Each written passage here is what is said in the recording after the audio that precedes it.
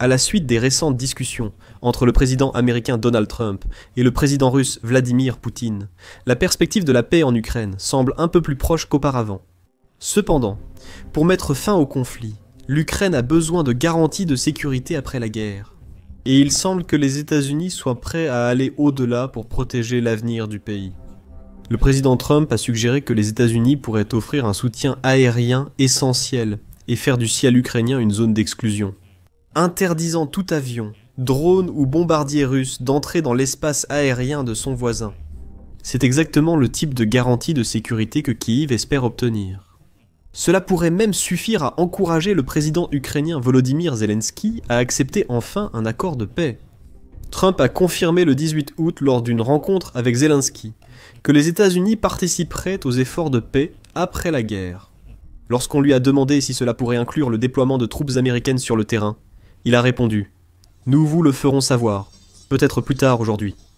Il a ajouté que les nations européennes seraient la première défense de l'Ukraine. Il a ajouté que l'Amérique participerait aussi à la défense du pays contre toute attaque future.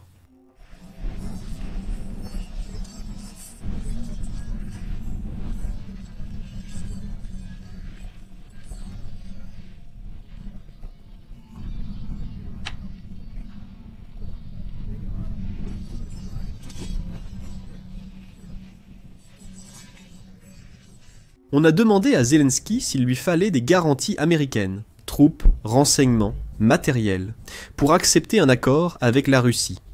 Il a répondu « Il s'agit beaucoup d'armes et de personnes, ainsi que de formation, de missions et de renseignements. Et deuxièmement, cela nous en discuterons avec nos partenaires. Cela dépend des grands pays, des États-Unis ou de beaucoup de nos amis. » Plus tard, de nombreux dirigeants européens et de l'OTAN, dont le secrétaire général Mark Rutte, ont félicité le président Trump pour ses efforts pour mettre fin au conflit, soulignant l'importance des garanties de sécurité des États-Unis. Encore une fois, le fait que vous ayez dit « je suis prêt à participer aux garanties de sécurité » est une grande avancée. C'est vraiment une avancée majeure et cela fait toute la différence. La Russie a aussitôt rejeté tout accord impliquant des troupes américaines ou étrangères en Ukraine, selon son ministère des Affaires étrangères. Nous réaffirmons notre position maintes fois exprimée sur le rejet catégorique de tout scénario prévoyant l'apparition d'un contingent militaire en Ukraine, avec la participation des pays de l'OTAN, ce qui est porteur d'une escalade incontrôlée du conflit aux conséquences imprévisibles. Mardi 19 août, Trump a précisé le type de sécurité que les États-Unis offriraient pour protéger l'Ukraine à l'avenir. Dans une interview avec Fox and Friends, Trump a été interrogé sur le type de garantie qu'il avait, que des troupes américaines ne seraient pas envoyées en Ukraine pour défendre ses frontières. Il a répondu « Eh bien, vous avez ma garantie, vous savez, monsieur le président, et j'essaie simplement d'empêcher que des gens soient tués. » Il a insisté sur le fait que seules les nations européennes, et non l'Amérique, pourraient envoyer des troupes au sol en Ukraine, déclarant « Pour la sécurité, ils envoient des hommes sur le terrain. » Il a ensuite peut-être fait son commentaire le plus intéressant de l'entretien. Nous sommes prêts à les aider sur certains points. Surtout, probablement, si vous parlez de l'aide aérienne, parce que personne n'a le genre de moyens que nous avons. Donald Trump n'a pas précisé ce commentaire. Des experts internationaux s'interrogent déjà sur la nature exacte du soutien aérien américain à la sécurité future de l'Ukraine. Certains ont suggéré que des avions de combat américains pourraient être impliqués dans des efforts de maintien de la paix dans toute la région. Interrogée, la porte-parole de la Maison-Blanche Caroline Leavitt ne l'a pas exclu. Écoutez, c'est quelque chose que le président a mentionné lors de son interview ce matin. C'est une option et une possibilité. Je ne vais certainement rien exclure en ce qui concerne les options militaires dont dispose le président. Je le laisserai décider de cela. Il a exclu l'envoi de troupes au sol. Les avions américains doivent-ils participer à la défense de l'Ukraine? Le ciel du pays pourrait vite devenir une zone d'exclusion aérienne, interdisant tout survol par des avions hostiles russes ou biélorusses. L'idée d'une zone d'exclusion aérienne au-dessus de l'Ukraine n'est pas nouvelle et a été évoquée dès le début du conflit.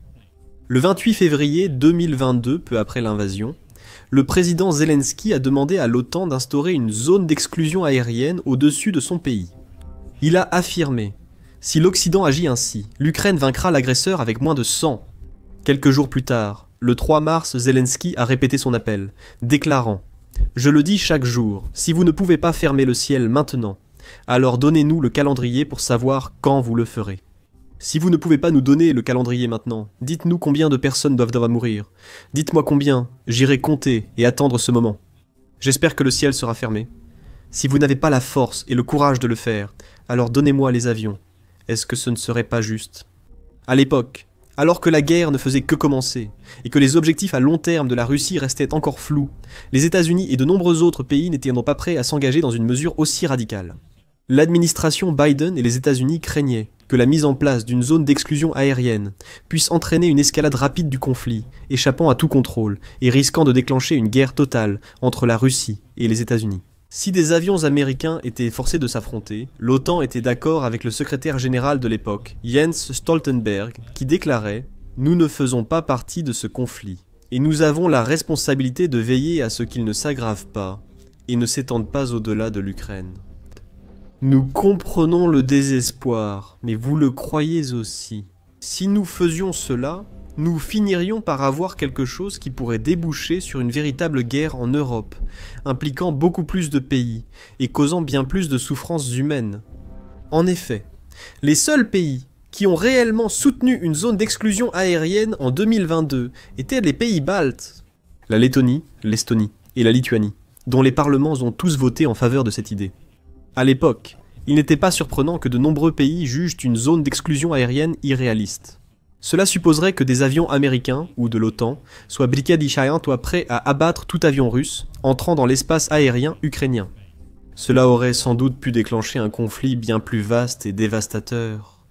Les États-Unis n'accepteraient quasiment jamais de participer à une zone d'exclusion aérienne contre la Russie en cas de conflit ouvert. Mais les temps ont changé. Et la guerre a duré bien plus longtemps que prévu par de nombreux experts et dirigeants mondiaux. De nombreuses personnes sont mortes, et des familles ont perdu maisons et proches. Un désir urgent et largement partagé existe pour que ce conflit prenne enfin fin. Bien que les États-Unis ne souhaitent pas imposer une zone d'exclusion aérienne en temps de guerre, ils seraient plus enclins à le faire en temps de paix. Grâce à leurs avions avancés et à un renseignement de haut niveau, les États-Unis et leurs alliés pourraient effectuer des missions de police aérienne au-dessus de Kiev. Ils surveilleraient le ciel pour détecter toute activité suspecte et réagiraient vite à toute intrusion. Il y a un précédent. Les avions et le personnel américain, ayant souvent pris part à des missions de police aérienne dans les États baltes et d'autres régions d'Europe de l'Est, comme la Pologne. D'autres pays soutiennent aussi l'idée d'une zone d'exclusion aérienne et d'une police du ciel au-dessus de l'Ukraine. Plus tôt cette année, les dirigeants européens débattaient d'envoyer des troupes en Ukraine. Une source gouvernementale britannique de haut rang a déclaré au Times que le Royaume-Uni était prêt à participer à une mission de police du ciel et à déployer ses avions de chasse Typhoon dans la région. La source a ajouté qu'un nombre important d'appareils serait nécessaire, ainsi que des systèmes de défense aérienne, pour protéger les avions de chasse en cas de conflit ou d'escarmouche. Il ne fait aucun doute que même avec des participants volontaires, toute mission de police du ciel au-dessus de l'Ukraine serait une entreprise énorme. Le pays est peut-être nettement plus petit que la Russie, mais il s'agit tout de même d'un vaste territoire s'étendant sur plus de 233 000 miles carrés, soit 603 000 km carrés. Il possède une longue frontière avec la Russie, s'étendant sur environ 1400 miles au total, soit près de 2300 km. Protéger le ciel et les frontières du pays serait une mission exigeante, nécessitant des efforts et investissements de nombreux pays. Ces pays, ainsi que l'Ukraine, devraient aussi s'accorder sur le fonctionnement d'une mission ou d'une zone d'exclusion aérienne. Quelles mesures seraient prises si la Russie ou une force hostile entrait dans l'espace aérien du pays ? Comme l'a expliqué Greg Bagwell, président de l'association de la puissance aérienne et spatiale et ex-maréchal de l'air de la Royal Air Force. S'il s'agit d'une mission de maintien de la paix, alors il faudrait des règles convenues, si vous voulez, sur ce que cette paix est censée être, ce qui inclurait des frontières et des règles d'engagement appropriées. La mission serait aussi un investissement important, exigeant des ressources aériennes, terrestres et maritimes. Surveiller aussi le littoral et les frontières maritimes ukrainiennes. Comme le déclare Bagwell, le maintien de la paix consiste souvent à séparer deux parties. Dans ce cas précis, soyons honnêtes, il s'agit surtout d'empêcher un camp d'entrée. Je m'attendrais à ce que le maintien de l'ordre se fasse presque uniquement du côté ukrainien de cette ligne. Ce serait à la fois pour surveiller l'activité aérienne et toute incursion éventuelle. Cela permettrait aussi de surveiller tout ce qui se passe au sol, à la frontière et au-delà. Ce serait sûrement une situation très tendue, où la moindre violation, infraction ou action incontrôlée du côté russe pourrait déclencher une chaîne d'événements potentiellement catastrophiques, replongeant le monde dans un état de conflit une fois de plus. Pourtant, cela pourrait être l'un des seuls moyens de négocier correctement un accord de paix entre les deux parties. C'est pourquoi les États-Unis et d'autres nations de l'OTAN pourraient souhaiter poursuivre activement et promouvoir cette option en particulier. Reste à voir le niveau de soutien aérien que l'Amérique accepterait de fournir. Les États-Unis pourraient choisir une approche non interventionniste et non agressive, fournissant à l'Ukraine uniquement des moyens non cinétiques, comme les systèmes aéroportés d'alerte avancée et de contrôle, utilisant radars et autres capteurs pour surveiller le ciel et détecter avions ou armes ennemies, mais qui ne disposent d'aucune capacité offensive propre. Ils pourraient aussi fournir des moyens non offensifs, comme des systèmes de ravitaillement en vol ou des avions de reconnaissance. Sinon, l'Amérique pourrait démontrer sa puissance militaire en fournissant à l'Ukraine des avions de chasse de ses propres stocks, créer de nouveaux modèles ou développer d'autres solutions aériennes pour protéger le ciel national. Dans tous les cas, avec des avions américains et d'autres appareils de l'OTAN, des chasseurs, des défenses aériennes et peut-être des troupes dans la région, même si l'Ukraine n'était pas membre de l'alliance de l'OTAN, elle pourrait bel et bien être sous sa protection. Ces forces seraient une réelle dissuasion pour la Russie, l'empêchant d'envoyer tout appareil dans l'espace aérien ukrainien. Cela devrait théoriquement réduire fortement le risque de nouveaux conflits ou d'invasions futures. Cependant, avant qu'une telle mission puisse être mise en place et que ces détails spécifiques soient réglés, un accord doit être conclu entre Poutine et Zelensky, et la guerre doit prendre fin. Bien que cela paraisse plus probable qu'avant, cela pourrait encore prendre du temps, car la Russie reste réticente à de vraies concessions. Le Kremlin refuse aussi de réduire la pression sur l'Ukraine pour l'instant. Alors que les discussions se tenaient, Zelensky était à la Maison-Blanche avec Trump. La Russie a attaqué Kharkiv, Zaporijia, Soumy et Odessa, causant au moins 10 morts et des dizaines de blessés. Le président ukrainien s'est exprimé sur X pour condamner les actions de Moscou. Il s'agissait d'une frappe russe démonstrative et cynique. Ils savent qu'une réunion a lieu aujourd'hui à Washington pour aborder la fin de la guerre.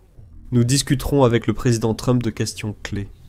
Avec l'Ukraine, les dirigeants du Royaume-Uni, de la France, de l'Allemagne, de l'Italie, de la Finlande, de l'Union européenne et de l'OTAN participeront à la conversation. Tous recherchent une paix digne et une vraie sécurité. Et à cet instant même, les Russes attaquent Kharkiv, Zaporijia, la région de Soumy et Odessa, détruisant des immeubles résidentiels et nos infrastructures civiles.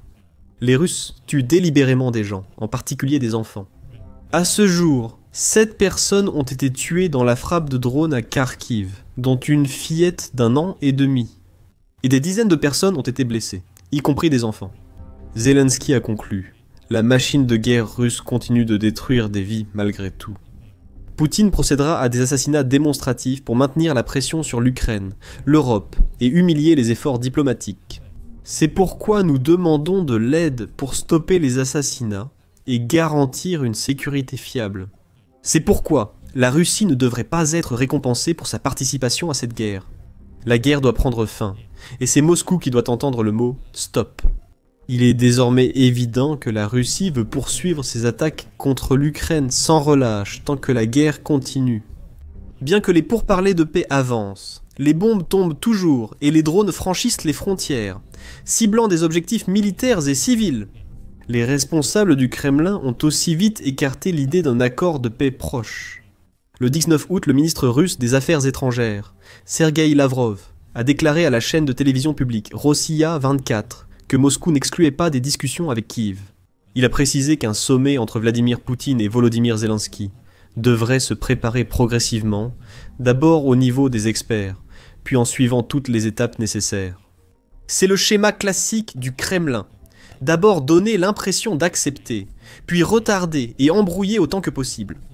Une situation similaire a eu lieu en mai, lorsque Vladimir Poutine a d'abord évoqué une rencontre avec Volodymyr Zelensky en Turquie, puis a refusé d'y aller.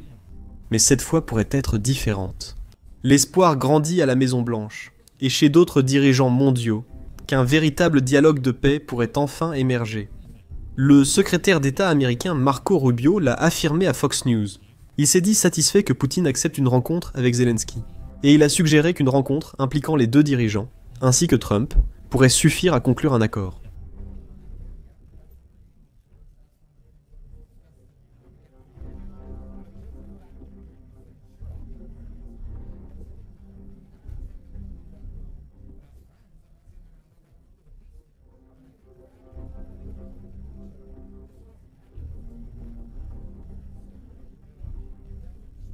Rubio a également reconnu l'importance des garanties de sécurité pour l'Ukraine, soulignant ainsi le rôle crucial qu'elles joueront pour que toute négociation à venir soit couronnée de succès.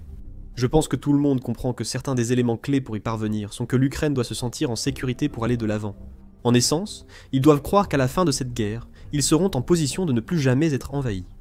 Donald Trump paraît aussi persuadé que la paix est désormais plus accessible, déclarant: le sommet de l'Alaska a renforcé ma conviction que bien que difficile, la paix est à portée de main. Et je le crois. Dans une étape très significative, le président Poutine a accepté que la Russie accède des garanties de sécurité pour l'Ukraine. Et c'est l'un des points clés que nous devons prendre en compte. Et nous allons également en discuter à la table, comme qui fera quoi. S'adressant à Zelensky, Trump a également dit « Et j'ai le sentiment que vous et le président Poutine allez trouver un accord. » En fin de compte, c'est une décision qui ne peut être prise que par le président Zelensky et par le peuple ukrainien, en travaillant également ensemble en accord avec le président Poutine.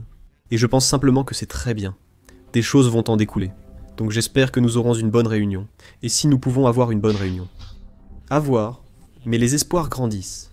Et une chose semble certaine, si et quand la paix sera établie, les États-Unis et leurs alliés sont prêts à continuer de défendre l'Ukraine et à empêcher qu'un tel conflit catastrophique n'éclate à nouveau. Que cela implique des troupes au sol ou des avions dans les airs, l'OTAN répondra à l'appel. Découvrez les missions de police aérienne de l'OTAN et les conséquences d'une violation russe dans notre analyse d'une confrontation quasi fatale entre des F-35 italiens et des chasseurs russes. Sinon, découvrez notre analyse de la façon dont la Russie a sacrifié d'innombrables vies et mis son économie en péril, tout cela pour moins de 1% de l'Ukraine. Et enfin, assurez-vous de vous abonner à notre chaîne également, afin d'être parmi les premiers à découvrir les dernières grandes nouvelles et évolutions du front et d'ailleurs.